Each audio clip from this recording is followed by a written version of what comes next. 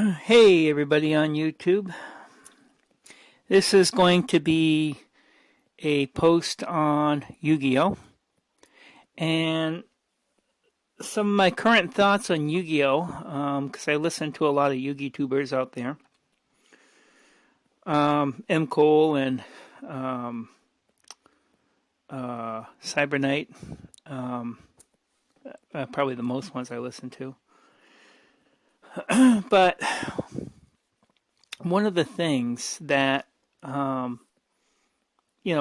video that I heard on the M. Cole channel was how to make Yu-Gi-Oh! Interesting.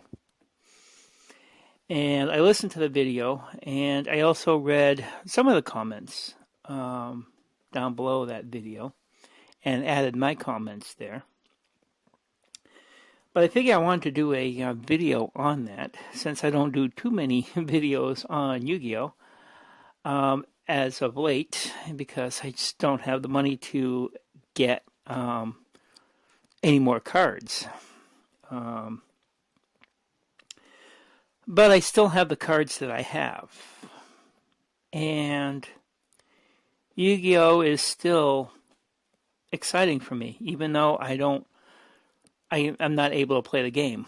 I don't have money to go down to my locals to play the game. I don't have internet to play the game online. I usually do Dueling Network. But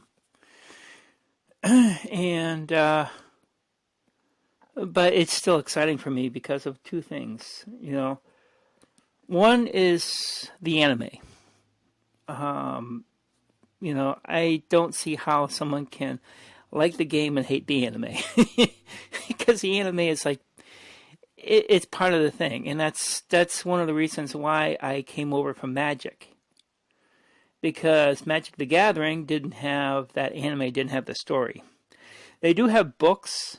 There are Magic the Gathering storybooks. But the anime is like totally different from any books, and they come up with some pretty good stories. Especially the one that they have now with Arc 5. They some really awesome duels on that, and it's like episode 37 is the latest episode, and where the story is going to be going now. So that's one thing that keeps the Yu-Gi-Oh! The game exciting for me, is the stories. And for me, I think it's like in different ways for decks to get played and stuff like that. Some of the strategies that they use in that. Even though you probably can't get all those cards in the TCG, as I've heard a lot of people complain about.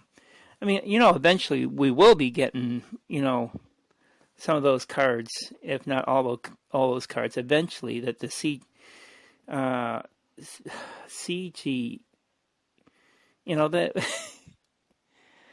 I can't, CGI? No, not CGI. You know what I mean.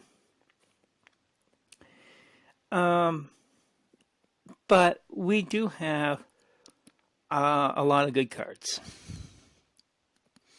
We have a lot of good cards that have been made that people don't use anymore, because the main thing that I've noticed that people do in the game is just stick to the top tier decks, 3-4 decks that are that are popular in tournaments, that people use all the time.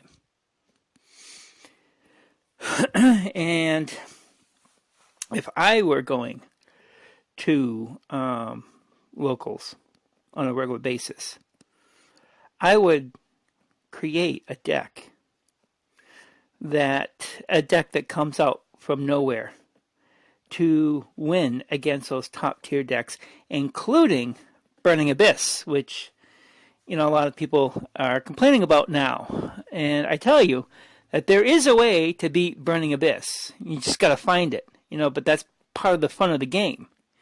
you know, trying to beat the best decks. Yeah, I mean, you got to have those people that play the best decks because who knows, maybe they're into power and the ways of the Sith. Um, Oops, I think I just crossed my streams, but that's okay. We can do that. Um, but the challenge of that is creating a deck that I create that can go against Burning Abyss and win. Now, I haven't had the experience as some people who play play Yu-Gi-Oh on a regular basis, and maybe that's why they're bored because they've lost the secret of the game, you know. And those people with more knowledge than I have of Yu-Gi-Oh, I'm sure that they would be able to create a deck that could beat Burning Abyss, Quillforts, and Shaddolls. One of the things, too, that I've also noticed that people overlook, they overlook the fairy archetype. And I would encourage people to look at this archetype again. Girls definitely would play fairies, but, the guys, they probably don't play fairies because of the name. But that's a pretty powerful archetype. And there's some really good cards in the fairy archetype. This is the archetype that brought us the agent cards. And it's a archetype that people just don't look at. But maybe because I'm not that of experienced a player, that I actually look at all the cards and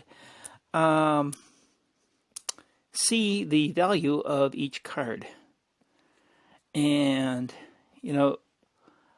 I'm sure, especially the current fairies, the Melodious cards. It's a pretty good archetype. But even the fairy cards from other booster packs, they're pretty good too. And so I'm saying that there is cards that could go up against Burning Abyss, Shaddolls, and Quillforts and win. That's the heart of the anime, because in the anime, the main character usually only has one deck that plays against all and usually ends up winning. It's usually hard, but they eventually do win. Well, what's, coming up with one deck that could, first of all, I wouldn't have the money to be able to make a Burning Abyss deck or a Shaddolls deck or a Quillfort deck. I wouldn't have the money doing that. But just because I don't have the money doing that, there are still other cards and other good cards in the deck. And also, they've released some other good cards. I mean, we got Regeki back. I don't care what you say about the other decks. You can set up that deck all you want. All you have to do is play Regeki, and you're gonna frustrate that opponent. And maybe that deck,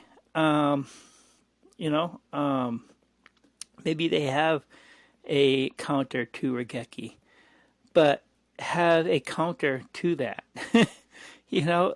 That's part of the game. That's part of the fun. Trying to create something from other cards, because there's tons of other cards out there that you can afford. And I've seen people who just buy so many other different cards, and Cyber Knight, I mean, if you're familiar with the channel, he's always buying decks and stuff like that. So he's always got like some good cards. And he's always got good cards. Some good, some not. But, has he read the other cards that are out there, any of the fairy monsters of the past, you know, gone through those other cards to create something.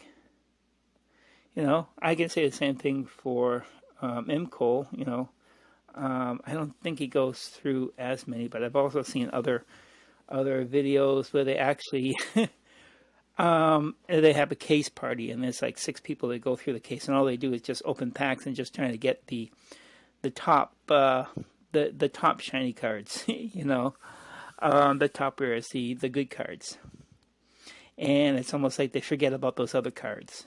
Okay, that's where their mistake is, by forgetting all those other cards. Because just because of a card is not popular by today's standards doesn't mean that it's not a good card. You know, maybe one of those cards or a series of those cards would be able to beat Burning Abyss, Shaddolls, or Quillforts. Just some of my thoughts. You know, people who, you know, I don't understand people who get bored with the game. You know, well, in a way, I do understand people who get bored in the game, and I just spent 11 minutes explaining why people get bored with the game. So, what have you got to lose? You know, try creating your own decks. You know, and try bringing that fun back into the game. You know, by coming up with a deck that will destroy Burning Abyss. Anyways, thank you for your time. Thank you for listening. And stay creative in the mystery of life, and also in the mystery of the game. Thank you.